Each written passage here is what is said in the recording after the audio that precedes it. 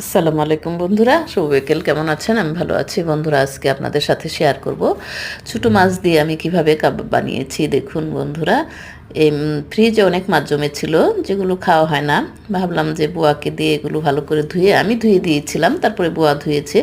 ধোয়ার পর এগুলো পানি ঝরিয়ে ওই যে বুয়াকে দিয়ে বাটিয়ে, দেখুন বন্ধুরা, এর মধ্যে আদা রসুনের পেস্ট, হলুদ গুঁড়ো, মরিচের গুঁড়ো, জিরের গুঁড়ো, একটু গোলমরিচের গুঁড়ো আর মাছের মশলা, সেটা হচ্ছে দোকানেই পাওয়া যায়, বললেই হবে।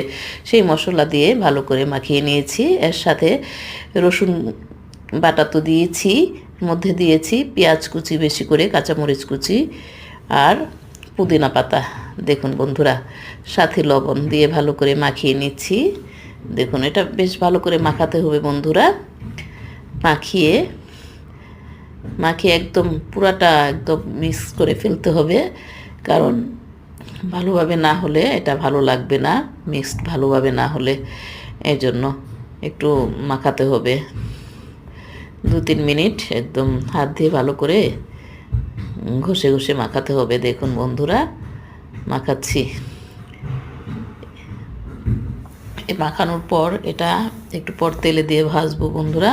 এটা দেখতে যদিও কালো লাগছে, কিন্তু খেতে অনেক সুস্বাদু লাগে। আপনারা বাসায় এটা ট্রাই করতে পারেন, কারণ ছোটো মাছ তো সবার ঘরেই থাকে, সব সময় খাওয়াও হয় না। এই জন্য দেখুন বন্ধুরা, আমি এই যে এখন এগুলো মাখিয়ে এখন ভাজবো, আপনাদের দেখাবো।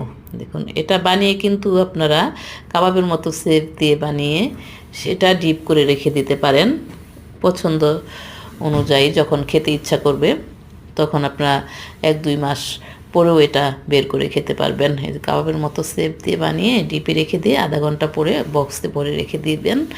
তারপর যখন খেতে ইচ্ছা করবে ডিপ থেকে নামিয়ে 10 মিনিট আগে রেখে দিবেন, তারপর ভাজবেন বন্ধুরা। দেখুন, এই যে আমি এভাবে বানিয়ে বানিয়ে রেখেছি। এই দেখুন, এগুলো একটু পর ভাজবো। দেখুন বন্ধুরা, এই যেভাবেই হবে শেপটা। বন্ধুরা, এই ভিডিওটি আপনাদের কাছে কেমন লাগছে? যদি ভালো লাগে প্লিজ সাবস্ক্রাইব করুন এবং বেল বাটনটি অন করে দিয়ে সাথেই থাকুন।